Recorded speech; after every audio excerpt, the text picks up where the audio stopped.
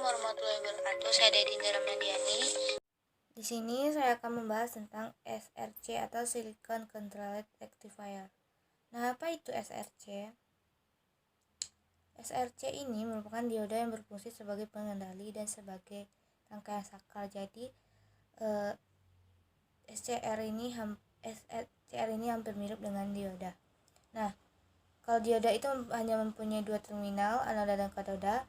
Pada SCR ini mempunyai tiga terminal, ada gate, katoda, dan anoda. Dan SCR ini memiliki 4 lapisan semikonduktor PN-PN atau positif negatif. Nah, bagaimana bentuknya? Ini merupakan bentuk dari SCR, terdapat anoda, gate, dan katoda. Kemudian di antara PN-nya terdapat persimpangan J1, J2, dan J3. Nah, bagaimana sih cara kerja SCR ini? Pada prinsipnya, cara kerja SCR sama seperti dioda normal, namun SCR memerlukan tegangan positif pada kaki gate untuk mengaktifkannya. Pada saat kaki gate diberikan tegangan positif sebagai pemicu, SCR akan mengantarkan arus listrik dari anoda ke katoda. Sekali SCR mencapai keadaan on, maka selamanya akan on, meskipun tegangan positif yang berfungsi sebagai pemicu tersebut dilepaskan. Untuk membuat SCR ini menjadi kondisi off, arus maju anoda katoda harus diturunkan hingga berada pada titik holding current SCR.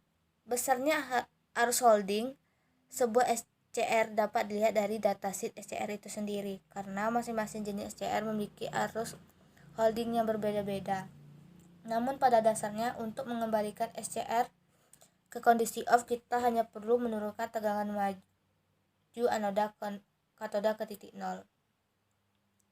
Ada 3 mode operasi dari SCR. Yang pertama, forward blocking mode of SCR, di mana pada kondisi ini tegangan positif terhubung dengan A, negatif terhubung dengan katoda, dan gate ini terhubung terbuka. Pada kondisi ini J1 dan J3 ini mengalami bias maju, sedangkan J2 mengalami bias balik, sehingga terjadi pemblokiran arus pada J2. Akibatnya tidak ada arus yang mengalir di antara J1 dan J3. Kemudian forward conduction mode of SCR. Ada 2 cara yang dapat untuk menjalankan mode ini. Pertama, dengan meningkatkan tegangan bias maju yang diterapkan antara anoda dan katoda melebihi tegangan rusaknya. Kemudian dengan menerapkan tegangan positif pada terminal gerbang.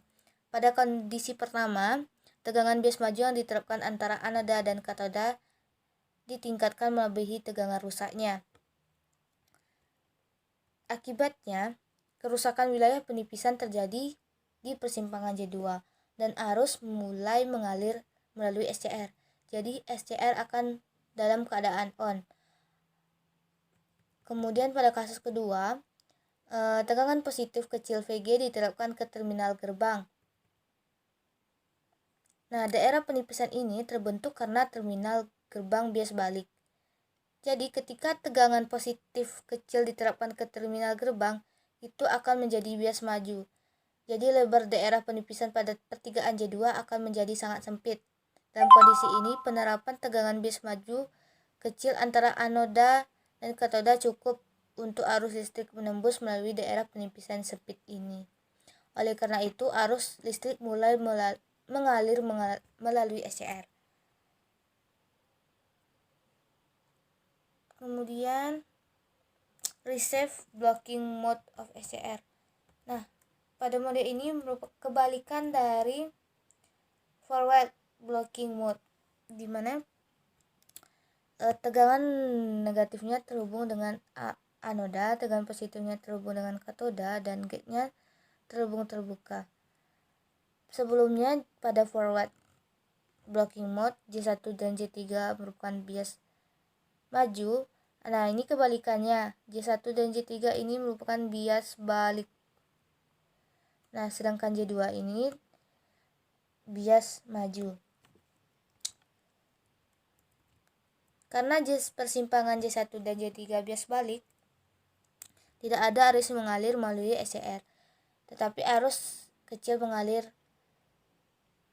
karena penyimpangan pembawa muatan di persimpangan bias maju J2. Arus bocor kecil ini tidak cukup untuk menghidupkan SCR, jadi SCR dalam keadaan off. Kemudian karakteristik dari SCR ini. Nah, ini merupakan daerah-daerah dari mode-mode operasi yang tadi.